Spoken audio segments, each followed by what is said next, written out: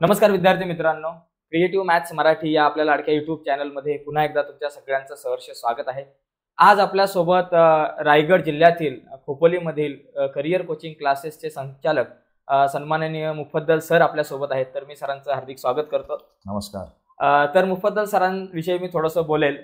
तर जवळपास 20 वर्षापेक्षा अधिक वर्षापासून सर करिअर कोचिंग क्लासेस चालवत आहेत आणि सर संचालक आहेत आणि 25 वर्षापेक्षा अधिक वर्ष सरांचा शैक्षणिक क्षेत्रातला मोठा अभ्यास आहे, मोठं योगदान आहे.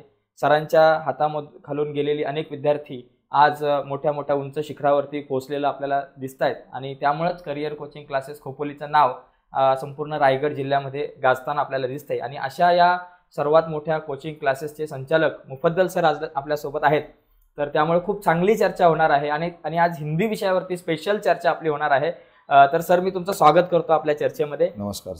तर आपला सगळ्यात पहिला विषय असा आहे की एकंदरीत आता मुलांचा पेपर तर उद्याच आहे. तर प्रश्नपत्रिकेचं थोडंसं स्वरूप आणि त्या प्रश्नपत्रिकेच्या स्वरूपानुसार कसं अभ्यासाचं नियोजन मुलांनी केलं पाहिजे त्या संदर्भात सुरुवातीला जर तुम्ही मुलांना थोडंसं मार्गदर्शन केलं तर छान होईल. नमस्कार विद्यार्थी मित्रांनो आणि पालकांनो. सर्वात महत्त्वाचं म्हणजे की हिंदी विषय जो आहे हा लँग्वेजमधला 3 लँग्वेजमधला सगळ्यात सोपा विषय आपण त्याला म्हणू शकतो. आणि हिंदी हा मराठी माध्यमच्या विद्यार्थ्यांना पण हिंदी विषय आहे आणि इंग्रजी माध्यमचे जे विद्यार्थी आहेत त्यांना पण हिंदी विषय आहे. तर हिंदी विषयाचा जो स्वरूप आहे तो 80 मार्क्सचा हा पेपर आहे. 80 मार्काचा हा पेपर असतो. 20 मार्क आपले ओरलचे असतात. 80 मार्काच्या पेपरचं स्वरूप हे 3 टप्प्यात विभागलेलं आहे. याच्यामध्ये जो पहिला टप्पा आहे तो गद्य, पद्य आणि पूरक पठण, आणि दुसरा टप्पा जो आहे तो व्याकरणाचा आहे, आणि तिसरा टप्पा जो आहे तो उपयोजित लेखांचा आहे. या 3 टप्प्यांवर आधारित हा 80 मार्काचा पेपर तयार केलेला आहे. याच्यामध्ये गद्य आणि पद्य आणि पूरक पठण हा विषय आपल्याला जो आहे तो टोटल 40 मार्काचा असतो. त्याच्यानंतर 14 मार्काचं हे व्याकरण असतं आणि उरलेल्या 26 मार्कांचं हे उपयोजित लेखन असतं. अशा पद्धतीने हा 80 मार्काचा पेपर बोर्डाकडनं तयार केलेला असतो. यस, धन्यवाद सर. म्हणजे तुम्ही एकदम डिटेल्समध्ये सगळ्या गोष्टी त्याचे जे विभाग आहेत ते विभाग पाडून सांगितले मुलांना, म्हणजे त्याप्रमाणे आपले विद्यार्थी अभ्यास करतील. सर एक पुढचा आणखी एक महत्त्वाचा प्रश्न आहे की तुम्ही म्हटलात की हिंदी हा विषय खूप सोपा वाटतो आणि सोपा जरी विषय असला तरी बऱ्याचदा काय होतं की विषय सोपा म्हटल्यावर बरीचशी मुलं कधी कधी अभ्यास करत नाही आणि त्यामुळे मग किंवा पेपर लिहिताना खूप छोट्या छोट्या चुका मुलांकडून होतात आणि त्या चुका झाल्यामुळे कदाचित त्यांचे मार्कसुद्धा जाऊ शकतात किंवा जात असतील कदाचित. तर सर सोप्या वाटणाऱ्या या विषयामध्ये नेमक्या छोट्या छोट्या कुठल्या चुका आहेत की ज्या विद्यार्थ्यांनी टाळाव्यात आणि तुमच्या या अनुभवामधून तुम्हाला कुठल्या त्या चुका दिसल्या आणि त्या कशा टाळता येतील याबद्दल थोडंसं काही. विद्यार्थी मित्रांनो, तुम्ही सरांनी हा प्रश्न खूप छान विचारला की अशा कोणत्या चुका होतात. हिंदी विषयामध्ये जे चुका होतात याच्यामध्ये बरेच विद्यार्थी म्हणजे 75% वर विद्यार्थी एक अशी चूक करतात की ते मराठी आणि हिंदी मिक्स करतात. जसं आपण मराठीमध्ये विनंती शब्द आहे तो शब्द हिंदीमध्ये बिनती आहे. तर मुलं काय करतात, मराठीचं इंग्रजी माध्यमाच्या विद्यार्थ्यांना मराठी थोडं डिफिकल्ट जातं, मग ते मराठीची तयारी खूप जोरात करतात. मराठी माध्यमाच्या विद्यार्थ्यांचं मराठी खूप छान असतं हिंदींपेक्षा, मग काय होतं त्यांचं ते मिक्सअप होतं आणि त्या मिक्सअपमुळे जसं मी म्हटलं की हिंदी हा विषय सोपा जरी आहे तरी त्याचं चेकिंग मात्र खूप कठीण होतं. तर तिथे त्या विद्यार्थ्याच्या ग्रॅमॅटिकली मिस्टेक खूप होतात आणि जेणेकरून त्याचे प्रत्येक टॉपिकमध्ये मार्क जाण्याचा धोका असतो. म्हणून विद्यार्थ्यांना तुम्ही काळजी घ्यायची आहे की हिंदी पेपर सॉल्व करत असताना तुमचं अक्षर तर सुंदर पाहिजेच, पण त्या मानाने तुमचं स्पेलिंग मिस्टेक्सही मराठीबरोबर मॅच नाही झाल्या पाहिजेत. अन्यथा काय होतं, मार्क्स कट होतात आणि आपण जी अपेक्षा ठेवतो की मला एवढे मिळतील आणि मग आपला अपेक्षा भंग होतो. तो अपेक्षा भंग टाळण्यासाठी तुम्ही हा प्रयत्न करा की माझं स्पेलिंग मिस्टेक व्हायला नको.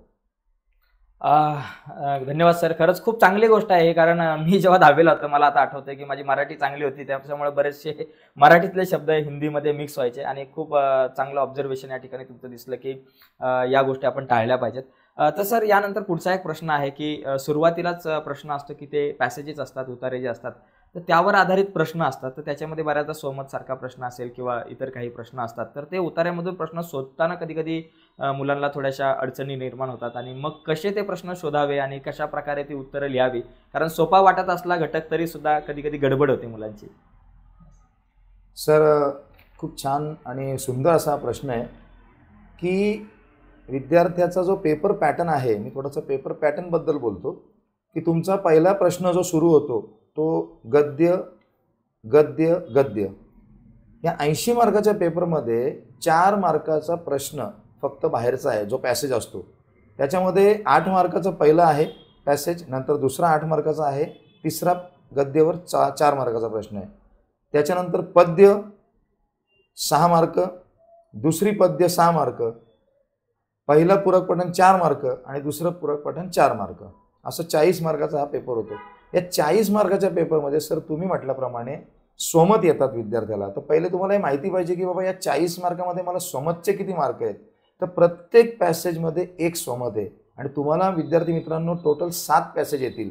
3 पॅसेज हे गद्याचे असतील, 2 पॅसेज हे कवितेचे असतील आणि 2 पॅसेज हे पूरक पठणचे असतील.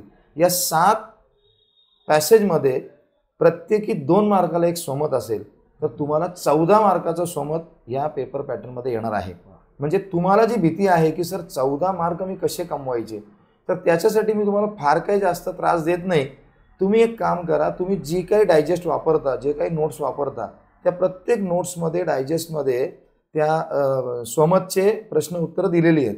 ते एक स्वमत 4 ते 5 वेळा फक्त वाचून घ्या, कारण 2 मार्काच्या स्वमतला त्यांना जो मुद्दा लागतो कमीत कमी 4 ते 5 ओळी त्यांना लागतात.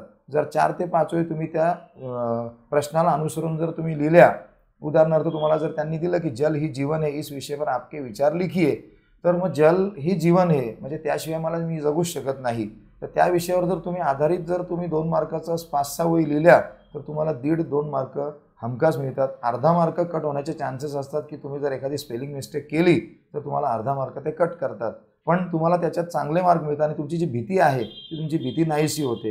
दुसरं महत्त्वाचा मुद्दा सरांनी विचारला की जर ती कविता असेल तर कविता ज्यावेळेस असते तेव्हा तुम्हाला भावार्थ लिहायला येतो. पूर्ण 7 ते 8-10 ओळीची कविता असते आणि ते तुम्हाला सांगतात की 2 ओळीचा भावार्थ तुम्ही लिहा. तर त्या 2 ओळीचा भावार्थ तुमच्या भाषेत तुम्हाला लिहायचा आहे. स्वमतचा अर्थ असा आहे तुम्हाला वाटणारं त्याबद्दलचं मत. हे प्रत्येकाचं वेगवेगळं असू शकतो. असं काही परफेक्टली एखादं आन्सर किंवा उत्तर नाही आहे की जे तुम्हाला तेच लिहायचं आहे. प्रत्येकाची विचारसरणी वेगळी आहे, तर त्या पद्धतीने ते तुम्हाला लिहायचं आहे. पण त्यासाठी तुम्हाला लेसन तुम्ही वाचलेला पाहिजे. भावार्थ जर तुम्हाला लिहायचं तर तुमची कवितेचं सारांश आणि कवितेची जे अर्थ आहे ते तुम्हाला माहिती पाहिजे. त्यासाठी तुम्ही जे काही डायजेस्ट वापरताय त्या डायजेस्टचा जो पहिला पेज आहे त्याच्यात त्यांनी भावार्थ डिटेलमध्ये दिलेला आहे, ते तुम्ही एकदा वाचून घ्या, जेणेकरून तुम्हाला स्वमत सारखा जो हा कठीण वाटणारा विषय आहे आणि 14 मार्काचे स्वमत आहेत, मी असं म्हणेन की तुम्ही 1.5 मार्क जरी काउंट केला तरी तुम्हाला 10 मार्क मिळू शकतात. तर तुमचे स्वमतचे फार काही मार्क जाणार नाही, तर त्याची काही काळजी करू नका. तुम्हाला जरी भीती वाटत असली तरी भीतीसारखं काहीच, त्याच्यात टेन्शन घेण्यासारखं काहीच नाही आहे. धन्यवाद सर. म्हणजे तुम्ही पद्य विभागावरती सुद्धा बोललात सर. तो माझा पुढचा प्रश्न होता, परंतु तुम्ही बोललात आधीच, तर खूप छान झालं आणि खूप बारकाईने सरांनी या सगळ्या मुद्द्यांवरती विश्लेषण केलेलं आहे छान प्रकारे. सर पुढचा एक मुद्दा आहे की म्हणजे हिंदी जो 40 मार्काचा असो किंवा 80 मार्काचा, त्याच्यामध्ये व्याकरणाचा भाग खूप महत्त्वाचा आहे. मग व्याकरणाचे असे कुठले महत्त्वाचे घटक आहे आणि या व्याकरणाचा भाग साधारणतः मला असं वाटतं 14 मार्काचा कदाचित आहे 80 मार्काच्या पेपरसाठी, तर त्यामध्ये आउट ऑफ मार्क कसे मुलांनी मिळवले पाहिजे, त्यासाठी काय स्ट्रॅटेजी वापरली पाहिजे? सर सुंदर असा प्रश्न तुमचा परत एकदा माझ्या कानावर आलेला आहे की ग्रामर हा जर विचार केला आपण, तर आपण ऑन पेपर जर बघायला गेलो, परीक्षेमधला पेपर पॅटर्नमधला ग्रामर जर मी बघायला गेलो तर तो 14 मार्काचा आहे, मान्य असेल. पण या व्यतिरिक्त सुद्धा ग्रामर आहे, कारण 8 मार्काचा जो पहिला प्रश्न मी सांगितलं तुम्हाला की 8 मार्काचा पहिला गद्य आहे, दुसरा गद्य 8 मार्काचा आहे, नंतर पद्य 4 मार्काचा आहे, 6 मार्काचा, आपलं अनसीन पॅसेज 4 मार्काचा आहे, त्याच्यानंतर पद्य विभागामध्ये 6 मार्काचा पद्य, परत 6 मार्काचा पद्य आणि पूरक पठण विभागात परत 4 मार्काचा, परत 4 मार्काचा. या प्रत्येकामध्ये थोडं थोडं थोडं थोडं ग्रामर लपलेलं आहे. मग हे ग्रामर नेमकं कोणतं आहे? हे ग्रामर आहे वचन बदलो, लिंग बदलो, पैसेज में कोई अंग्रेजी शब्द आया है क्या, पैसेज में कोई उर्दू शब्द आया है क्या, असे सत्य असत्य लिखो, या असे काही जे पर्यायवाची शब्द लिखो, समानार्थी शब्द लिखो, विलोम शब्द, विलोम म्हणजे विरुद्धार्थी शब्द, युग्म शब्द लिखो, युग्म म्हणजे रायमिंग वर्ड्स ज्याला आपण म्हणतो, आना जाना, खाना पिना, नाचना कूदना, या पद्धतीचे हाही छोटं छोटं ग्रामर लपलं आहे. पण या ग्रामर व्यतिरिक्त सरांनी जो मला प्रश्न केला आहे की सर 14 मार्काचं ग्रामर जे आहे ते मुलाला 14 पैकी 14 मार्क कसे पडतील, किंवा त्या ग्रामरमध्ये कोणते असे कंटेंट आहेत की जे 14 मार्काचं त्याचं विश्लेषण, तर त्याचं विश्लेषण मित्रांनो असं आहे की सगळ्यात पहिला मुद्दा 14 मार्कामध्ये शब्दभेद असतो. शब्दभेद म्हणजे संज्ञा, सर्वनाम आणि विशेषण यापैकी कुठलाही एक वाक्य येतो आणि तुम्हाला समजा एखादा याचं नाव असेल, सोनाबाई को 4 बच्चे क्रिकेट खेल रहे थे, तर सोनाबाई के 4 बच्चे क्रिकेट खेल रहे थे, त्याच्यामध्ये सोनाबाईला जर अंडरलाईन केले असेल तर मित्रांनो तुम्हाला माहिती आहे की ती संज्ञा आहे. तुम्हाला ती सोनाबाई खाली लिहायचं आहे, थोडासा लंबा ॲरो, थोडा लांब ॲरो करायचा आणि तिथं लिहायचं संज्ञा. आता बऱ्याच मुलांना प्रश्न पडतो, सर ती व्यक्तिवाचक संज्ञा लिहिणं गरजेचं आहे का? तसं फारसं काही गरजेचं नाही आहे. तुम्ही व्यक्तिवाचक लिहिलं तरी चांगलं आहे किंवा तुम्ही समजा संज्ञा लिहिलं तरी चांगलं आहे.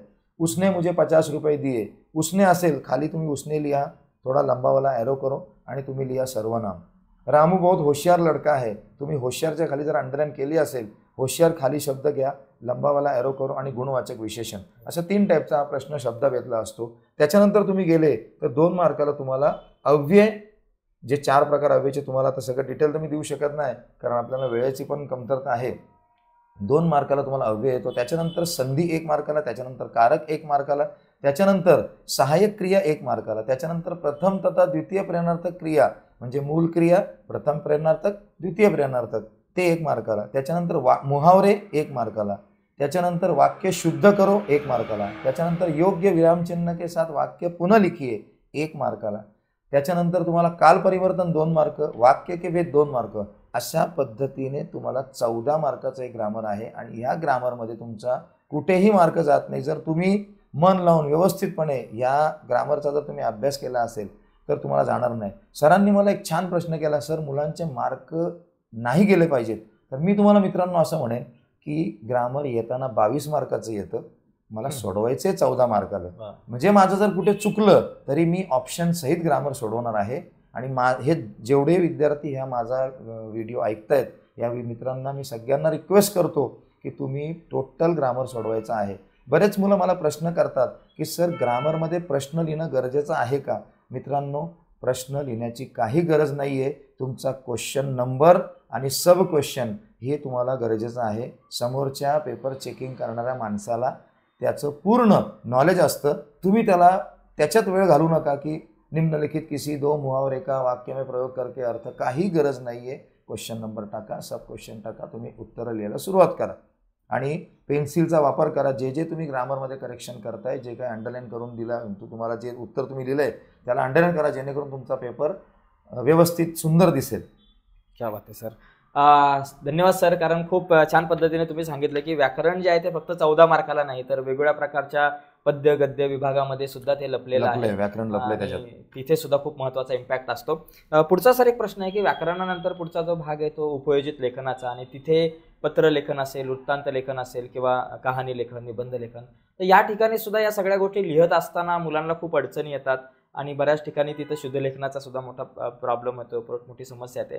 तर या विभागाकडे आपण कसं बघितलं पाहिजे मुलांनी? हा विभाग कसा वेळेवर पूर्ण केला पाहिजे आणि कसे याच्यात जास्तीत जास्त मार्क मुलांना मिळू शकतात? सगळ्यात महत्त्वाचा प्रश्न सरांनी आता केलेला आहे की सर ग्रामर नंतर आता आम्ही पुढे येणार रायटिंग स्किलच्या पार्टमध्ये, आणि सरांचं प्रश्न विचारण्याची मनस्थिती खूप छान आहे की सरांनी सांगितलं की जेव्हा गद्य गद्य गद्य, पद्य पद्य आणि पूरक पठण हे करत असताना बऱ्याच वेळा पॅसेजमध्ये ते शब्द असतात आणि मला त्याच्यातनंच ते लिहायचे असतात, तर मला एवढा फारसा त्रास होत नाही. पण माझे ग्रामरमध्ये पण सुद्धा मला प्रश्न जो आहे त्या पद्धतीने मी ग्रामर लिहितोय. पण सरांचा एक छान प्रश्न होता की सर आता येणारा जो टाईम आहे म्हणजे 40 मार्काचं गद्य पद्य आणि पूरक पठण विभाग आणि 14 मार्काचं व्याकरणाचा विभाग, हा जर मी वगळला तर आता मला पुढे येणारा हा जो रायटिंग स्किलचा पार्ट आपण ज्याला म्हणतो म्हणजे उपयोजित लेखन, सर त्याच्यात मार्क जातात. तर मी असं म्हणेन की तुम्ही ते पण काळजी घेऊ नका, टेन्शन घेऊ नका त्या गोष्टीचं. कारण आता तुमचा पहिलाच प्रश्न उपयोजित लेखनमध्ये सुरू होतो पत्रलेखन. आता पत्रलेखन जेव्हा सुरू होतो तर आता बऱ्याच वेळेला जर तुम्ही मागचे पेपर्स काही चाळले असतील मित्रांनो तर तुम्हाला असं कळालं असेल की पत्रलेखनमध्ये पूर्ण डिटेल दिलेलं असतं. तुम्हाला तुमच्या मनाचं काहीच लिहायचं नसतं, त्याच्यामध्ये पत्ता दिलेला असतो, जो लिहिणार आहे त्याचा पण पत्ता, ज्याला लिहायचं आहे त्याचा पण पत्ता, तर तुम्हाला फारसा काही त्रास नव्हतो. त्याच्यामध्ये ना त्या पत्रलेखनामध्ये 2 प्रश्न येतात, एक औपचारिक आणि अनौपचारिक, ज्याला आपण ऑफिशियल लेटर म्हणतो. आता ऑफिशियल लेटर जे आहे ते ऑफिशियल लेटर तुम्ही का लिहायचं त्याला एक कारण आहे. कारण ऑफिशियल लेटर लिहिताना तुमच्या चुका कमी होतात आणि जास्त लिहावं लागत नाही. मुद्देसूद फक्त तुम्ही लिहिलं की तुम्हाला त्याचे मार्क मिळून जातात. मग ऑफिशियल लेटरमध्ये असे कोणते लेटर्स आहेत जे तुम्हाला बघायचे असतात? सगळ्यात जर आपण पहिले विचार केला तर मागणी पत्र, म्हणजे कुछ तो भी मंगवाना है मुझे, त्याबद्दलचे जर आपण पत्र बघितले तर तुम्हाला एका सेम फॉर्मॅटचे पत्र आहेत. पुस्तके मंगवाने के लिए, त्याच्यानंतर औषधी मंगवाने के लिए, हॉकी खेल की सामग्री मंगवाने के लिए, क्रिकेट खेल की सामग्री मंगवाने के लिए और खेल सामग्री मंगवाने के लिए, असे 5 प्रश्न आहेत. सेम त्याच्यामध्ये आहे, त्याच्यामध्ये काही बदल नाही आहे, असे तुम्ही लेटर्स आहेत. त्याच्यानंतर जर मी लेटरचा विचार केला तर कम प्रतियां तथा उचित कमिशन न देने पर शिकायत पत्र, ज्याला आपण शिकायत पत्र म्हणतो, कंप्लेंट लेटर, आपली कंप्लेंट आहे. त्याच्यानंतर आहे कम प्रतियां तथा उचित कमिशन न देने पर या फटी पुरानी किताबें भेजने पर विरोध में शिकायत पत्र. त्याच्यानंतर बिजली का बिल अधिक आने पर शिकायत पत्र. त्याच्यानंतर मोहल्ले में गंदगी के बारे में शिकायत पत्र. त्याच्यानंतर मच्छरों का उपद्रव बढ़ गया है उसके बारे में शिकायत पत्र. असे बरेच शिकायत पत्र सुद्धा आहेत. टीव्ही बिघड जाने के कारण शिकायत पत्र. स्ट्रीट लाईट, मी ज्या एरियामध्ये राहतो त्या एरियामध्ये स्ट्रीट लाईट काम करत नाही आहेत, त्याच्याबद्दल शिकायत पत्र. इंटरनेट की सुविधा बराबर से नहीं है, त्याच्याबद्दल शिकायत पत्र. असे शिकायत पत्र असतात. दुसरी गोष्ट, 2 असे लेटर आहेत की गणेशोत्सव में ऊंची आवाज में रिकॉर्ड बजाने के कारण शिकायत पत्र. गणेशोत्सवचं जर तुम्हाला लेटर आलं तर मित्रांनो तारखेवर लक्ष ठेवा. बरेच विद्यार्थी तारीख चुकवतात, कारण गणपतीचा जो सीझन आहे तो सप्टेंबर किंवा ऑगस्ट असतो, तर त्यानुसार तुम्ही तारीख टाकायची आहे. दिवाळी के दौरान असमय पटाके फोडने पर शिकायत पत्र, हे 2 शिकायत पत्र आहेत. हे पोलीस इन्स्पेक्टरला जातात. तर असे प्रत्येक डिपार्टमेंटच्या नुसार तुम्हाला ते लेटर लिहावं लागतं. स्वास्थ्य अधिकारी असेल, मान्य व्यवस्थापक असेल, प्रधानाचार्य असेल तर तुम्हाला प्रधानाचार्य शब्द जर जड वाटत असेल तर प्राचार्य शब्द तुम्ही लिहू शकता. म्हणजे भाई के विवाह के लिए 5 दिनों की छुट्टी के लिए आवेदन पत्र, रिक्वेस्ट लेटर त्याला आपण पाठवतो सरांना की बाबा मला 5 दिवसाची सुट्टी पाहिजे. यामध्ये विद्यार्थी एक मिस्टेक करतो. पत्र पूर्ण बरोबर लिहितात मुलं, पण शेवटी एक मोठीशी चूक करतात. आपका भवदे लिहितात. तर लेटर जेव्हा प्रिन्सिपलला जातं तेव्हा आपण काय लिहायचं असतं, आपका आज्ञाकारी शिष्य, शिष्यानंतर कॉमा द्यायचा आणि नंतर तुमचं नाव लिहायचं. नाव नंतर तुम्ही डंडी खडी कर दो, उसके बाद में तुम्हारा पूरा ॲड्रेस आएगा. ईमेल आय डी विसरू नका, ईमेल आय डी आपण ह्या पत्त्यामध्ये कंपल्सरी लिहायचं आहे. तर असे वेगवेगळे प्रकारचे साधारणतः 24-25 पत्र आहेत, ज्या पत्रांमधूनच तुम्हाला एक पत्र येणार आहे. मी त्यातले 10-12 पत्र तर तुमच्यासमोर आता गेलेलो आहे माझ्याकडनं. छात्रवृत्ती प्राप्त करने के लिए, छात्रवृत्ती म्हणजे तुम्हाला स्कॉलरशिप पाहिजे. मग त्या पत्रामध्ये तुम्हाला काय लिहावं लागेल, त्या पत्रामध्ये तुम्हाला निदर्शनास आणून द्यावं लागेल प्रिन्सिपलला. तुम्ही रिक्वेस्ट करताय की मला स्कॉलरशिप द्या, त्याला रिझन द्यावं लागेल की सर माझी आर्थिक परिस्थिती बिकट झालेली आहे, माझ्या वडिलांचा जॉब गेलेला आहे आणि आता मला कमवण्याचा स्रोत नाही आहे आणि माझ्या पश्चात 2 भावंडांचाही खर्च आहे आणि माझा अभ्यास, मी गेल्या वर्षी या शाळेमधनं फर्स्ट रँकरचा विद्यार्थी होतो. खेळांमध्ये मी क्रिकेट स्पर्धेमध्ये जिल्हास्तरीय क्रिकेट मी खेळलेलो आहे, तर तिथेही मला पुरस्कार प्राप्त झाला. तर माझी अशी विनंती आहे की तुम्ही मला, तो मेरी ऐसी विनंती है की सर आप मुझे छात्रवृत्ती प्रदान करें. तर असे काही लेटर्स असतात ज्या लेटरमध्ये थोडंसं समजून तुम्हाला लिहायचं असतं, पण तुम्ही लिहिलं तर निश्चित तुम्हाला तिथे मार्क पडतात. आणि तिथे जर थोड्या ग्रामॅटिकली मिस्टेक होतात तर मी तुम्हाला सांगितलं की त्या मिस्टेक तुम्ही विनंती जो शब्द आहे त्याला विनंती करा. असे काही तुमचे मिस्टेक, बाकी तर तेवढे काही टेन्शनसारखं तुम्हाला नाही आहे आणि ते व्यवस्थित होऊन जाईल, तुमचं काही प्रॉब्लेम नाही आहे. क्या बात आहे सर, धन्यवाद सर. पत्रलेखनावरती सर खूप छान, म्हणजे जवळपास बरेचसे पत्राचे विषय सरांनी आपल्या समोर क्लिअर केलेले आहेत. आणि बाकी इतर जे घटक आहेत त्याच्यावरती जर 1-1 मिनिट जर तुम्ही थोडं. त्याच्यानंतर सर पत्र ज्या वेळेस आपण लिहितो तर पत्र लिहिताना तुम्ही मित्रांनो एक काळजी घ्यायची की तुम्ही पत्र हे लेफ्ट साईडला सुरू करा. तुमच्या आन्सर शीटचा लेफ्ट पार्टवर जर पत्र सुरू केलं तर तुमचं ते राईट साईडला संपतं. पेपर चेकिंग करणाऱ्याला खूप बरं पडतं. मग आता सर माझं तर तिथे कागद नाही आहे, माझं तर इथे संपलंय सर, माझा आता हा पेज आहे. मग त्या पेजवर तुम्ही येणारा नेक्स्ट क्वेश्चन, गद्य से 4 प्रश्न बनाइए. एक आकलन विभागाचा एक पॅसेज येतो, अनसीन पॅसेज तुम्हाला येतो आणि त्या पॅसेजवर तुम्हाला 4 प्रश्न तयार करायचे असतात. तर तो प्रश्न तुम्ही अगोदर घ्या. मग त्याच्यात काय करा, तुम्ही वरती क्वेश्चन नंबर टाका, क्वेश्चन नंबर नंतर सब नंबर टाका. सब क्वेश्चन नंबर टाकला की तुम्ही 1 एक प्रश्न लिहिला, 2 ओळी सोडा, नंतर दुसरा प्रश्न, नंतर 2 ओळी सोडा, नंतर तिसरा प्रश्न, नंतर 2 ओळी सोडा, नंतर चौथा प्रश्न. आता इथे एक बऱ्याच मुलांना असा प्रश्न पडतो की सर 4 प्रश्न सांगितलेत पण मला वाटलं 7-8 प्रश्न लिहितो मी. तसं तुम्ही, तो बोर्डाचा नियम नाही आहे. तुम्ही फार तर 5 प्रश्न लिहू शकता, त्याच्यावर तुम्ही प्रश्न लिहू शकत नाही. पण मी 2-2 ओळी तुम्हाला सोडायला का सांगतो, जेणेकरून तुम्हाला तो पेपर थोडा भरलेला दिसेल आणि तो पेज, कारण न्यू क्वेश्चन न्यू पेज या धर्तीवर आपल्याला काम करायचं आहे. तो नंतर तुम्ही पेज पलटाल, लेफ्ट साईडला तुम्ही तुमचं पत्राचा क्वेश्चन नंबर टाकायचा आणि तुमचं पत्रलेखन सुरू करायचं. म्हणजे पत्रलेखन नंतर तुम्हाला गद्य से 4 प्रश्न बनाइए हा प्रश्न असतो, तो आपण अगोदर घेतला. नंतर मी पत्रलेखन लिहिलं. त्याच्यानंतरचा जो प्रश्न आहे तो वृत्तांत लेखन किंवा त्याला और असतो कहाणी लेखन म्हणजे स्टोरी. मग स्टोरी रायटिंग ज्याला जमत असेल त्यांनी स्टोरी रायटिंग लिहा आणि वृत्तांत लेखन ज्याला जमत असेल त्यांनी वृत्तांत लेखन लिहा. पण आता त्याच्यात पण बऱ्याच वेळेला मुलांना प्रश्न पडतो की सर मी काय केलं पाहिजे. त्याच्यावर माझं असं उत्तर आहे की तुम्ही वृत्तांत लिहिलं पाहिजे. कारण वृत्तांत लिहिताना तुम्हाला 1 पेज लिहिलं तरी चालतं आणि कहाणी लिहिताना कमीत कमी 1.5 पेज लिहावं लागतो. कारण कहाणी ही भूतकाळात लिहिली जाते आणि कहाणीला तेवढा वेटेज दिला जातो. बरेच मुलं काय करतात, गाळलेल्या जागा असतात त्या भरतात. तर तसं गाळलेल्या जागा भरणं म्हणजे कहाणी लेखन संपवणं असं नाही आहे. कहाणी लेखन लिहिताना तुम्हाला ज्या घटनेवर कहाणी आहे ती घटनाची पूर्वकल्पनासुद्धा तुम्हाला त्या सुपरवायझरला किंवा चेकिंग करणाऱ्या माणसाला द्यावी लागते. त्याच्यामुळे तुम्हाला तिथे खूप लेंदी प्रोसेस आहे ती. पण ज्याला आवडत असेल त्याला लेंदी नाही आहे, कारण ज्याला आवड आहे तो व्यवस्थित लिहू शकतो. मग बऱ्याच विद्यार्थ्यांना वाटतं की सर वृत्तांत लेखनमध्ये असं काय. तर मी वृत्तांत लेखनमध्ये असं म्हणेन की एक साचा आहे. वृत्तांत लेखन जर मी तुम्हाला आता सांगतो तर तसं जर तुम्ही वृत्तांत फॉलो केलं तर तुम्हाला काही प्रॉब्लेमच नाही आहे. वृत्तांत लेखन लिहिताना सगळ्यात पहिलं काम असं करायचं की तुम्हाला हेडिंग द्यावं लागेल. की आता समजा हिंदी दिवसवर वृत्तांत आला तुम्हाला, मग तुम्हाला माहिती पाहिजे की हिंदी दिवस हा कधी साजरा केला जातो. तर बाबा 14 सितंबर को हिंदी दिवस मनाया जाता है. मग तुम्हाला तेवढं माहिती आहे. मग आता तुम्ही काय करणार, सगळ्यात पहिले त्या न्यू पेजवर जेव्हा तुम्ही वृत्तांत सुरू करणार तेव्हा तुम्ही लिहिणार नूतन विद्यालय में हिंदी दिवस संपन्न समारोह संपन्न.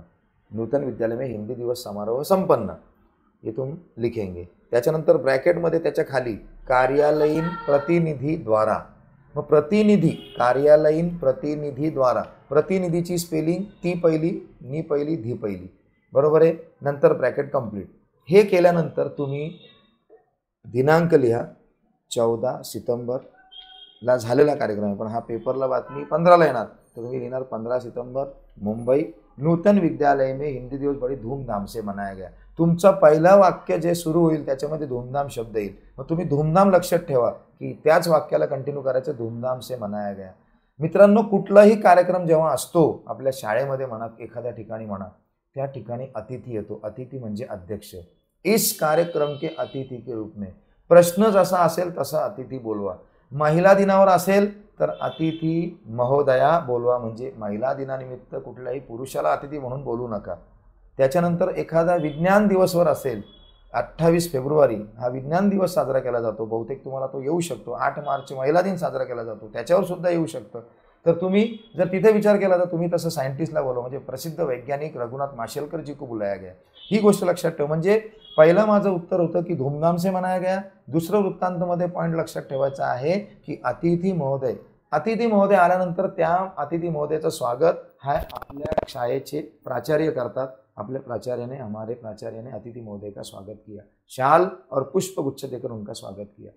ते झाल्यानंतर अतिथी महोदय आल्यानंतर त्याचं स्वागत, त्या अतिथी महोदयाचा आपले प्राचार्य संक्षिप्त परिचय देतात.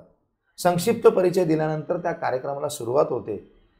त्याच्यात तुम्ही असंही लिहू शकता कि सरस्वती पूजन हुआ, सरस्वती पूजन के बाद में अतिथि महोदय का स्वागत हुआ, शाल और पुष्प देकर पुष्पगुच्छ दिया, फिर प्राचार्य ने उनका पूर्ण हमको परिचय कराया आणि परिचय केल्यानंतर अतिथी महोदयाने भाषण किया. भाषण अतिथी महोदय जेव्हा करतो तो त्या मुद्द्याला करतो ज्या मुद्द्यासाठी त्याला दिलेला आहे. म्हणजेच तुमचा प्रश्न जो असेल त्या प्रश्नांवर आधारित हिंदी दिवस जर असेल तर हिंदी दिवस के उपलक्ष्य में उन्होंने अपने भाषण में कहा कि हिंदी राष्ट्रभाषा कैसे हो गई, उसको इतना महत्व क्यों है, ये बताया. उन्होंने हमें किताबें पढ़ने को कहा, पढ़ाई करने को कहा, हिंदी के बारे में लेख जानने को कहा, लेखकों के विचारों को पढ़ने को कहा और हिंदी राष्ट्रभाषा क्यों है उसका महत्व बताया. आणि मग नंतर तुम्ही असं लिहिणार कि इनके भाषण के बाद हमारे 8वीं कक्षा के बच्चों ने हिंदी दिवस पर कविता पढ़कर सुनाई, 9वीं कक्षा के बच्चों ने हिंदी दिवस पर निबंध या वक्तृत्व या भाषण करने और 10वीं कक्षा के बच्चों ने हिंदी दिवस पर एक नाटिका प्रस्तुत की. और उसके बाद हमारे पाठशाला के उपप्राचार्य ने सभी आए हुए बच्चों का और अतिथि मान्यवर का, प्राचार्य का आभार प्रकट किया और यह कार्यक्रम राष्ट्रगान के साथ दोपहर 12 बजे खत्म हुआ. एवढं सुंदररित्या त्याची मांडणी असावी की तुम्हाला वृत्तांतमध्ये, कारण वृत्तांतमध्ये एवढंच अपेक्षित आहे, हे लिहिलं म्हणजे वृत्तांत संपलं. मग तिथे साधारणतः तुम्ही हे लिहिता ना तेव्हा तुम्हाला कमीत कमी तुमच्या आन्सर शीटचा 1 पान लागून जातो. पण असे काही वृत्तांत आहेत सर, मी विद्यार्थ्यांना सांगू इच्छितो की 3 ते 4 असे वृत्तांत आहेत ज्या वृत्तांतामध्ये अतिथी महोदय आल्यानंतर त्याचं स्वागत होतं, त्याला बाकी काहीच दिलं जात नाही, पण त्याला त्या कार्यक्रमाची पहिले रूपरेषा त्याला तयार करावी लागते. उदाहरणार्थ गणतंत्र दिवसवर जर तुम्हाला जर वृत्तांत आला तर गणतंत्र दिवस सर तो देशासाठी येतो, तर पहले तो जब अतिथि महोदय येतो तो उसने ध्वज वंदन किया, ध्वज लहराया, उसके बाद में उन्होंने भाषण किया, फिर हमारे प्राचार्य ने. मग अशी कार्यक्रमाची रूपरेषा. जर तुम्हाला उद्या उठून जर स्वच्छता अभियान आलं, कारण आता बघा नरेंद्र मोदी जी बोल रहे स्वच्छता का दीपक जलाना है हर घर पे, तो स्वच्छता के बारे में अगर आया तो स्वच्छता के बारे में आएंगे तो जो आप इलाके के नगर सेवक को अतिथि के रूप में बुलाएंगे, तो जब वो अतिथि इलाके का नगर सेवक आएगा ना उसको हम लोग पहले बोलेंगे सर अपने को सफाई के लिए जाना है. मग आपण प्रांगणमधनंच तिथून सगळ्या सफाईसाठी निघणार. तकरीबन 1 किलोमीटर का सफाई करने के बाद, स्वच्छता अभियान करने के बाद हम विद्यालय के प्रांगण में आए.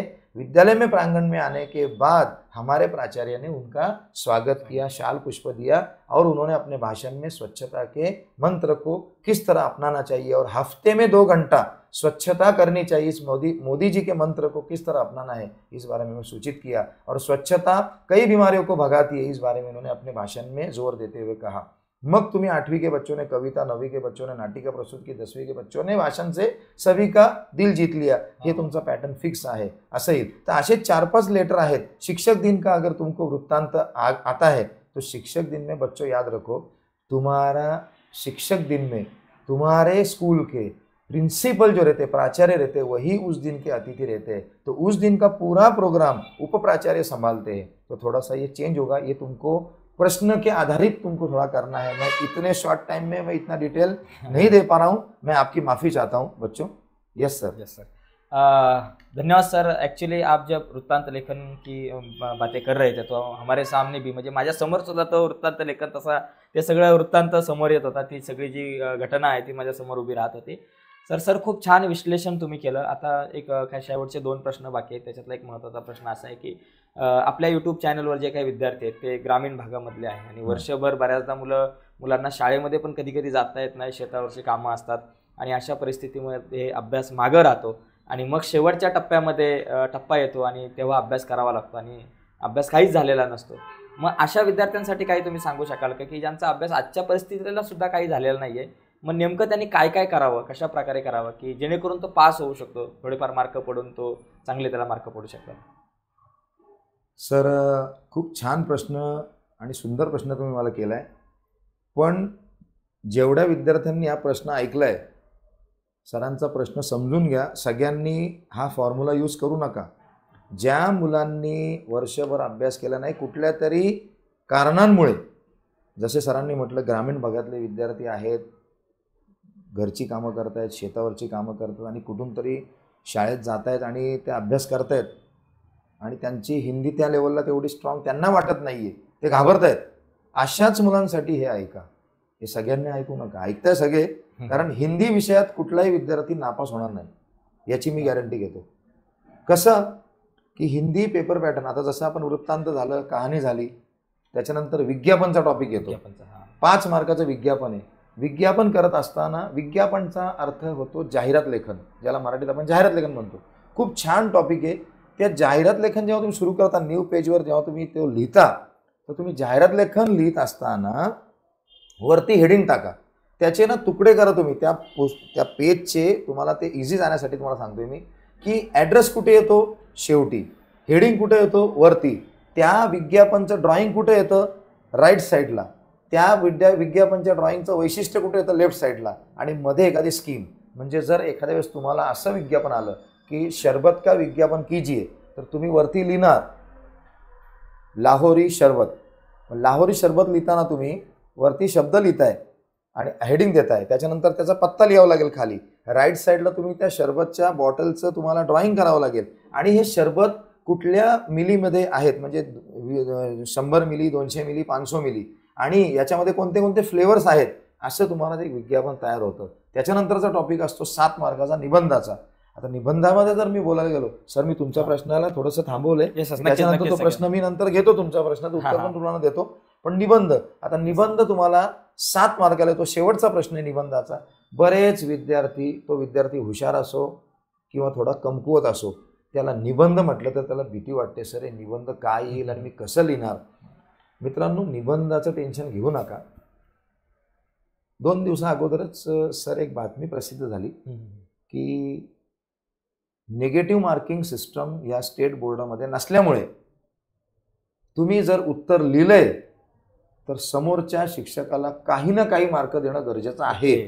तर मी सर्व विद्यार्थी मित्रांना हात जोडून विनंती करतो, कुछ लिखो कुछ मिलेगा, कुछ नहीं लिखेंगे ना कुछ नहीं मिलेगा.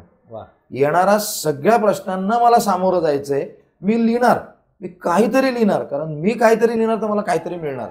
पण मी जर ते ब्लँक ठेवलं तर तुम्ही ब्लँकला समोरच्या सुपरवायझर चेकिंग करणाऱ्या सरांना कोणताही चान्स नाही तुम्हाला मार्क देण्याचा. 7 मार्काचा निबंध. बऱ्याच विद्यार्थ्यांना हा प्रश्न असतो, सर तुम्ही एवढी छान व्हिडिओ बनवले सरांनी, आमच्या महेंद्र सरांनी, मग त्याच्यात सरांना सांगा ना जरा निबंध कोणते येतील. तर मित्रांनो, निबंध हे असे होत नाही, कुठले असे सांगितले की ते येत नाही. पण मी तुम्हाला काही निबंधांची नावं वाचतो, तुम्ही ती निबंध तयार करा. त्याच्यामध्ये मेरा प्रिय नेता, मेरा प्रिय लेखक, मेरा प्रिय कवी, मेरा प्रिय वैज्ञानिक, मेरा प्रिय त्योहार. आता येणारा काळ हा आपल्या त्योहाराचाच आहे. संक्रांत गेलेली आहे जानेवारीमध्ये, फेब्रुवारीमध्ये, मार्चमध्ये आपल्या आता होळी येणार आहे. तर मेरा प्रिय त्योहार या विषयावर तुम्हाला येऊ शकतो. मेरी अविस्मरणीय यात्रा, तुम्हाला 5वा धडा गोवा, एक धडा आहे तुम्हाला गोव्यावर. तर मेरी अविस्मरणीय यात्रा, मी यात्रा केली त्याच्याबद्दलचं, तर तो एक टॉपिक तुम्ही लक्षात ठेवा. मेरा प्रिय वैज्ञानिक थॉमस अल्वा एडिसन, त्याचं जन्म मृत्यू, त्यांनी केलेलं कार्य, त्यांनी केलेले प्रयोग आणि आज कोणत्या कोणत्या गोष्टी आपण वापरतोय. प्रोजेक्टरची जी मांडणी केली ती थॉमस अल्वा एडिसनने केली. तर अशा सगळ्या गोष्टी आहेत. त्याच्यानंतर तुम्हाला निबंधाचा विचार केला आपण, अगर परीक्षाही न होती काय झालं असतं मित्रांनो, परीक्षाही न होती काय झालं असतं, असे टॉपिक्स आहेत. मेरा भारत महान, भारतीय किसान, सध्या किसान खूप त्रासामध्ये आहे, शेतकरी खूप टेन्शनमध्ये आहे, तर तो मुलांना येऊ शकतो. आतंकवाद, सध्या आतंकवाद, युक्रेन आणि रशियाचं युद्ध चाललंय, 2.5-3 वर्ष झाले त्या गोष्टीला, युद्ध चालू आहे. जीवन में अनुशासन का महत्व, आम्ही शिक्षक आहेत ना सगळे, डे बाय डे असं बोलतोय का मुलं आता अभ्यास करत नाही, मुलं मस्ती करतात, दंगा करतात, अभ्यासाकडे लक्ष नाही मुलांचं. अनुशासन, डिसिप्लिन, जीवन में अनुशासन का महत्व, खूप महत्त्वाचा टॉपिक आहे. भ्रष्टाचार, आपण चारी बाजूला बघतो भ्रष्टाचार, करप्शन, आज तो याच्यावर बोट ठेवतोय, तो त्याच्यावर बोट ठेवतोय, भ्रष्टाचार. मित्रांनो, दुसरा एक टॉपिक सुंदर आहे, महंगाई एक बिकट समस्या. सध्या आम्ही त्याच्यातनं खूप त्रासलो आहे. डे बाय डे हम इतना महंगाई का सामना कर रहे की सर हमको मुश्किल हो रहा है. तर असे काही टॉपिक्स आहेत जे टॉपिक्स तुम्हाला, भ्रष्टाचार झालं, महंगाई एक बिकट समस्या झालं, यदि मैं वैज्ञानिक बन जाऊं, वैज्ञानिकच झालो मी तर मी काय बदल करेन, यदि मैं प्रधानमंत्री बन जाऊं. बऱ्याच लोकांना वाटतं ये प्रधानमंत्री कुछ नहीं कर रहा है, मैं रहता तो ऐसा करता. टॉपिक येऊ शकतो तुम्हाला. मित्रांनो, एक टॉपिक आहे मोबाईल, शाप या वरदान. बहुत लोग कंप्लेंट कर रहे हैं, आत्ता मुलगा वाया गेला, मुलगा नुसता मोबाईलवर आहे. टॉपिक हा येऊ शकतो. तर तुम्ही असे टॉपिक. आणि आता मी सरांच्या त्या मुद्द्याकडे येतो की सर, आमचे जे काही असे विद्यार्थी आहेत की ज्यांनी खरोखर त्यांची कुठल्याही तरी कारणांमुळे त्यांचा अभ्यास झालेला नाही आहे, ते आता हे व्हिडिओ ऐकल्यानंतर त्या अभ्यासाला कदाचित लागतील. तर मित्रांनो, काळजी करू नका, हिंदी विषयात तुम्ही फेल होणार नाही याची मी गॅरंटी घेतो. माझ्या 20 वर्षाचा अनुभव तुम्हाला मी सांगतो, हिंदीमध्ये नापास होत नाही. मग सर, हिंदीमध्ये अशी कोणती टेक्निक आहे की नापास होत नाही, तुम्ही एका अर्थाने म्हणताय. मित्रांनो, मी तुम्हाला एक मुद्दा सांगितला की तुम्हाला काहीतरी लिहायचं आहे, तर तुम्ही ते पेपरमध्ये लिहायचंच आहे. थोडंफार का होईना, अनुसरून का होईना, तुम्हाला ते लिहायचं आहे. तुम्हाला मित्रांनो, पहिला प्रश्न 8 मार्काचा आहे, दुसरा प्रश्न 8 मार्काचा आहे आणि तिसरा प्रश्न 4 मार्काचा आहे. 8, 8 आणि 4 याची जर मी बेरीज केली तर ती 20 मार्काची होते.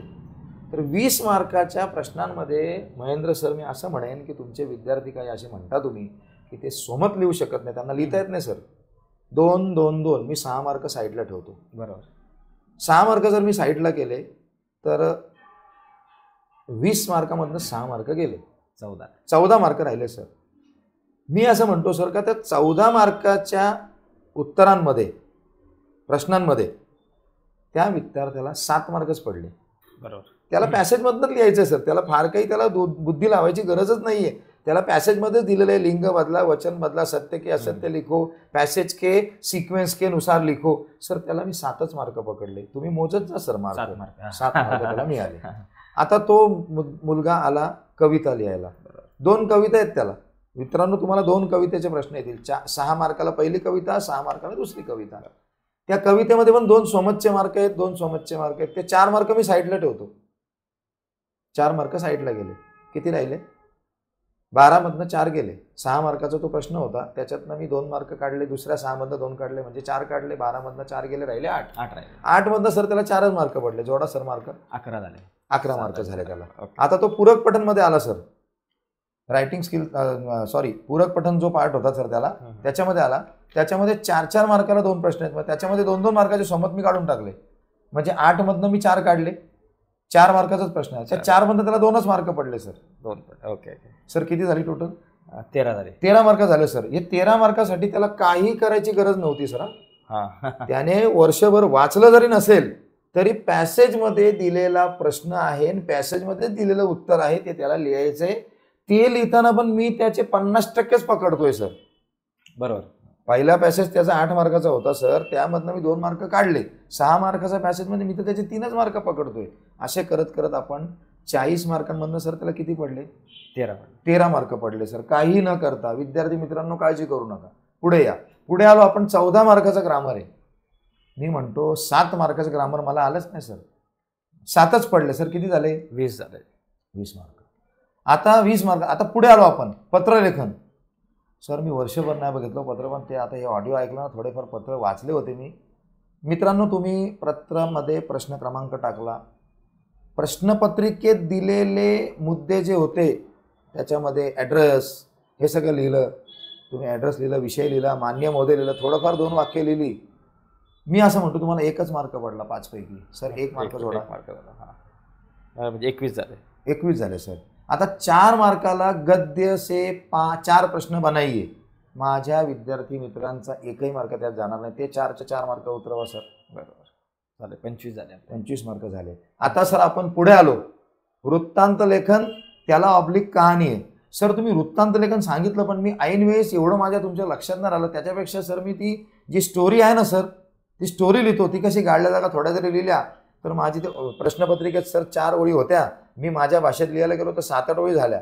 त्या 7-8 ओळी जर तुम्ही पकडल्या तर तुम्हाला 1.5 मार्क नक्कीच मिळतो सर. 1.5 मार्क ऍड करा. 26.5 झाले. 26.5 मार्क झाले. त्याच्यानंतर तुम्ही पुढे आले विज्ञापन. सर विज्ञापन ते मुफद्दल सरांनी खूप छान सांगितलं की विज्ञापन लिहिताना कुठलंही विज्ञापन असेल त्याचं हेडिंग वरती येणार, त्याचा ॲड्रेस खाली येणार, राईट साईडला त्याचं ड्रॉइंग येणार, लेफ्ट साईडला त्याची वैशिष्ट्ये येतील. सर हे मी लिहिलं हो सर. मी आणि डिझायनिंग काढली, थोडं डेकोरेटिव्ह केलं थोडंसं. आणि हे सगळं तुम्हाला पेनाने करायचंय. पेन्सिलचा वापर हे ड्रॉइंग करताना करायचं नाहीये. उत्तरांना अंडरलाईन करताना पेन्सिलचा वापर करा मात्र, पण तुम्हाला इथे ड्रॉइंग करताना पेनानेच करायचं. तुम्ही डिझाईन वगैरे छान तयार केली, 1.5 मार्क पकडा सर फक्त तिथे. किती झाले? आपले 28 झाले. 28 झाले. आणि याच्यानंतरचा प्रश्न आपला निबंधाचा आहे सर.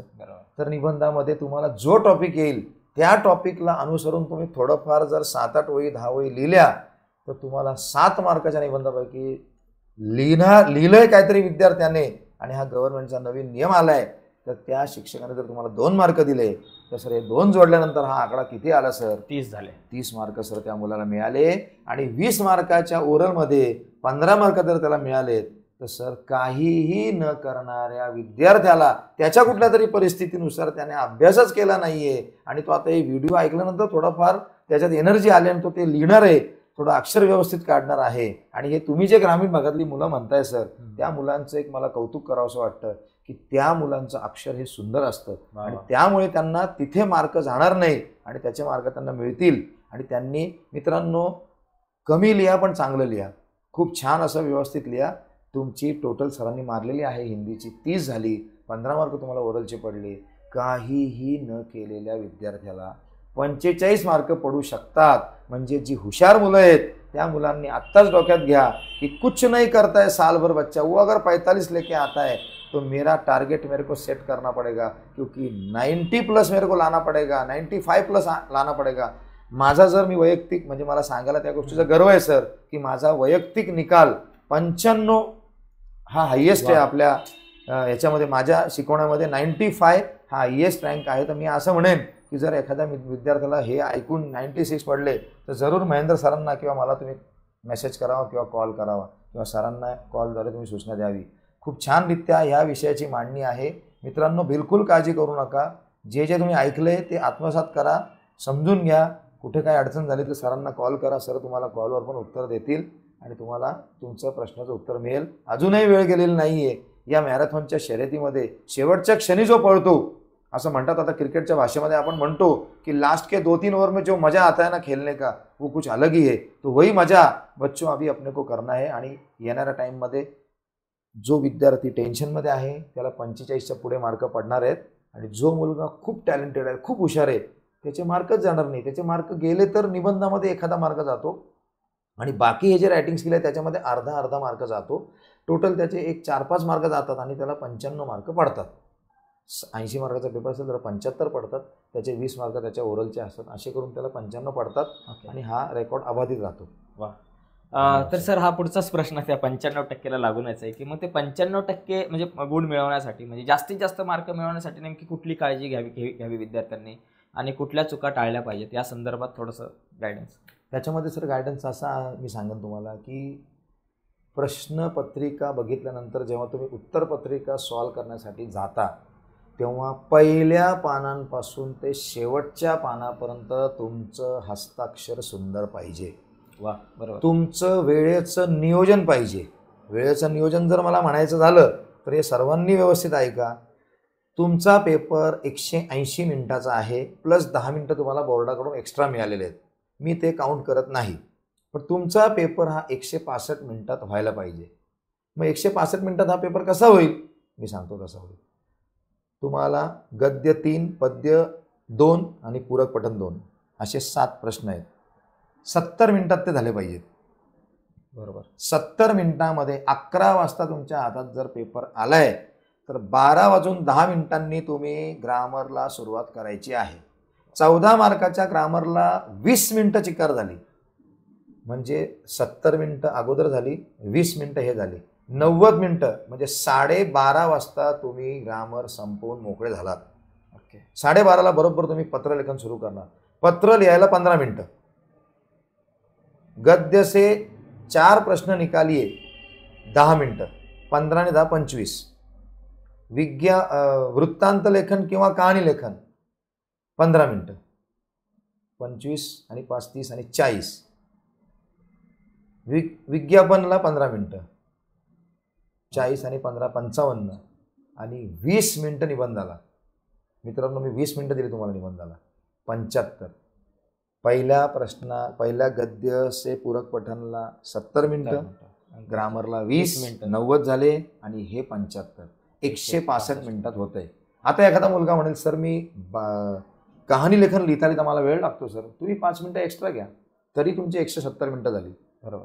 तरी तुमच्याकडे 10 मिनिटं उरतात. मग त्या 10 मिनिटामध्ये म्हणजे मला जर स्कोर करायचा आहे तर माझं सगळ्यात पहिला मुद्दा मला हँडरायटिंग व्यवस्थित करायचं आहे. दुसरा मुद्दा असा आहे की जे तुम्हाला गद्यमधनं पद्यमधनं पूरकमधनं प्रश्न असतात त्या प्रश्नांची उत्तरं बरोबर जे डायग्राम तुम्हाला क्वेश्चन पेपरमध्ये दिले त्या पद्धतीने ते डायग्राम काढायचे असतात. प्रत्येक क्वेश्चन नंतर 2 ओळी 1 ओळी सोडायची आहे, नंतर दुसरा मुद्दा लिहायचा आहे, परत असं करत करत जायचं आहे. त्याच्यानंतर व्याकरण लिहिताना तुम्हाला ती काळजी घ्यायची, तुमचं अक्षर व्यवस्थित झालं पाहिजे आणि तुमच्या कटिंग झाल्या नाही पाहिजेत. आता बऱ्याच वेळेला काय होतं आपली खाडाखोड होते तर थोडंसं इम्प्रेशन तिकडे डाऊन होतं. मग खाडाखोड करत असताना बऱ्याच वेळेला मी पेपर चेक करताना एक मुद्दा बघतो की मुलगा काय करतो त्या पेनाने असं खोडतो जसं काय त्याला पेंटिंग करतो त्याला. तर तसं खोडायची गरज नाही आहे. तुम्ही प्रश्नाचं उत्तर लिहित असताना एक काळजी घ्या, जर मी राईट हँडने प्रश्न उत्तर लिहितोय तर तुमच्या लेफ्ट हँडमध्ये छोटी स्केल आणि एक छोटी पेन्सिल असणं गरजेचं आहे. तुम्ही काय करा ते कट करायचे त्या पेन्सिलने एक लाईन फक्त कट करा. जास्त खाडाखोड करू नका. समोरच्या माणसाला तेवढं घाण दिसू देऊ नका. फक्त एक कट मारा जेणेकरून तुमचं काम सोपं होईल. म्हणजे तुमच्या अक्षरावर तुम्हाला स्पेलिंग मिस्टेक तुमच्या झाल्या नाही पाहिजे. स्पेलिंग मिस्टेक झालं तर त्या एक इम्प्रेशन वेगळी पडते. आणि जर तुम्ही व्यवस्थित पहिल्या पानांपासून जर व्यवस्थित लिहिलं असेल तर तुमच्याकडे शिक्षकाचा सुपरवायझरचा चेक करणाऱ्याचा एक इम्प्रेशन वेगळी तयार होते. तो त्या माइंडसेटमध्ये जातो की मुलगा किंवा मुलगी खूप छानरित्या पेपर लिहिते, तर तुमची एक त्याच्याकडे मार्क देण्याची बाजू वाढते, त्याचा फायदा आपल्याला होतो. म्हणजे जसं आपण लग्न समारंभात एखाद्या ठिकाणी जातो तर किती सजून नटून थटून जातो, तसा हा माझा पेपर पाहिजे आणि तो माझा पहिल्या पानांपासून ते शेवटच्या पानांपर्यंत. दुसरी काळजी घ्यायची तुम्हाला, तुम्ही उद्याच्या पेपरमध्ये सप्लिमेंट घेणार आहात. बरेच विद्यार्थी 2 ते 3 सप्लिमेंट घेतील. तर मित्रांनो, आवर्जून सांगतो, ही चूक करू नका. त्या सप्लिमेंटवर आल्या आल्या हॉल तिकीट नंबर, होलोक्राफ्ट आणि तुमचा सप्लिमेंट नंबर हे लिहा, जेणेकरून स्टॅपलिंग तुम्ही जे थ्रेड बांधता तेव्हा गडबड व्हायला नको. तर तुम्ही ती पण एक काळजी घ्यायची आहे. तर अशा सगळ्या काळजी जर तुम्ही घेतल्या आणि जर तुम्ही निबंध, आता निबंध तुम्ही एक 25 एक निबंध 2-2, 3-3 वेळा वाचून घ्या. तर ते आता एक चार्ट ठरवा तुम्ही की तुम्हाला आता कशा पद्धतीने वाचायचं आहे. तेवढा वेळ द्या. आजची जागरण झाली तरी चालेल, थोडंसं मेहनत घ्या आज आणि उद्या सकाळी पण लवकर उठा, कारण आता तुमचा हा शेवटचा 3 तासाचा पेपर आहे. त्याच्यानंतर तुम्हाला सर्व पेपर हे 2-2 तासाचे आहेत. तर तुम्हाला एक चांगली बातमी तुम्हाला देतो मी की आता तुम्हाला शेवटचा 3 तास आहे, तर ही शेवटच्या क्षणाची मेहनत मला करायचीच आहे. म्हणजे आपल्याला हे जिंकायचंच आहे. तर त्या पद्धतीने तुम्ही मेहनत घ्या आणि तुम्हाला चांगले मार्क मिळण्यासाठी कोण रोखूच शकत नाही आहे, कारण तुम्ही त्या पॅटर्ननुसार. आणि तुम्हाला आउट ऑफ मार्क जरी नसेल भेटले तरी 2-4 मार्काचा डिफरन्सने मला 75 ते 76 मार्क पडले पाहिजेत, जेणेकरून माझा स्कोअर वाढेल. बरोबर. तर धन्यवाद सर, खरंच खूप छान चर्चा झाली आणि तुम्ही जे मार्गदर्शन केलं त्या मार्गदर्शनाचा नक्कीच आपले सगळे विद्यार्थी म्हणजे ग्रामीण भागापासून शहरी भागापर्यंत सर्व विद्यार्थ्यांपर्यंत ही व्हिडिओ पोहोचणार आहे आणि सर्वांना खूप फायदा होईल आणि खूप चांगल्या पद्धतीने तुम्ही सांगितलेलं आहे. आणि मी पहिल्यांदा हिंदी या विषयाच्या संदर्भात इतकं सखोल विश्लेषण ऐकलं, त्याबद्दल खरंच सर मी तुमचा छान विषय आहे सर. आणि आपण नेहमी आम्ही हा विचार करत असतो की मुलांना मराठी, हिंदी, इंग्लिशपैकी हिंदीमध्ये जास्त मार्क मिळाले पाहिजेत, जेणेकरून त्याचा स्कोअर वाढेल आणि त्याच्या पर्सेंटेजवर त्याचा इफेक्ट दिसेल. आणि नेहमी असं मी बघितलंय, तुम्ही मार्कशीट पण जर चेक कराल तर हिंदीमध्ये मुलांना थोडे जास्त मार्क असतात. इंग्रजी माध्यमचा विद्यार्थी असेल तर त्याला मराठी थोडं अवघड जातं, पण त्याला हिंदी थोडं अवघड जात नाही. फक्त काय होतं की जिथे बाबा मी तुम्हाला सांगितलं की विनंती आणि बिनती या थोड्या गोष्टी आहेत की त्या मुलांनी जर पाळल्या तर नक्कीच तो यशस्वीच होणार आहे. आणि मी तुम्हाला छाती टोकून सांगतो की विद्यार्थी नापास होऊच शकत नाही, असं आहे. क्या बात आहे सर. सर खरंच मनापासून धन्यवाद, तुम्ही खूप वेळ दिला. तुम्ही मला सर ही संधी दिली बोलण्याची. आणि ही मर्यादित संधी नाही म्हणता येणार मला, ही अमर्यादित संधी आहे. सगळ्यांपर्यंत हे ज्ञान पोचेल. आणि शिक्षकाचं हे तत्व असतं की बाबा आपलं ज्ञान जे आपल्याकडे आहे, जे काय असे ना, म्हणजे मला हिंदी विषयांचं माझ्या केसांनी एवढंच फक्त ज्ञान असेल, एक केस असेल तेवढंच मला ज्ञान असेल, पण ते ज्ञान कुठेतरी सगळ्यांपर्यंत पोहोचेल आणि ते माध्यम तुम्ही झालात, त्याबद्दल मी सर घारे सर मी धन्यवाद करतो की तुम्ही मला ही संधी दिली. तर धन्यवाद सर, तुमचे धन्यवाद, मनापासून धन्यवाद सर. ठीक आहे सर. सर्व विद्यार्थ्यांना सर बेस्ट ऑफ लक माझ्याकडून, तुमच्याकडनं पण सगळ्यांना बेस्ट ऑफ लक सर. खूप छान पेपर लिहा. आणि जो विद्यार्थी त्या टेन्शनमध्ये असेल की सर 3 तासात माझा पेपर कम्प्लीट होईल का, तर तुम्ही ते टेन्शन साईडला करून टाका. तुमचा पेपर 3 तासाच्या अगोदर होईल. आणि गव्हर्नमेंटने, शाळेने तुम्हाला, कॉलेजने, मुंबई बोर्डाने तुम्हाला 10 मिनिटं एक्स्ट्रा दिलेलीच आहेत. तुम्हाला ते टेन्शन नाहीच आहे. यस, ठीक आहे. धन्यवाद मित्रांनो. या ठिकाणी आपण थांबूयात. आणि सरांनी खूप छान मार्गदर्शन केलं, त्याबद्दल आपण सरांचे आभार मानतो आणि या ठिकाणी इथेच थांबतो. धन्यवाद सगळ्यांना. धन्यवाद.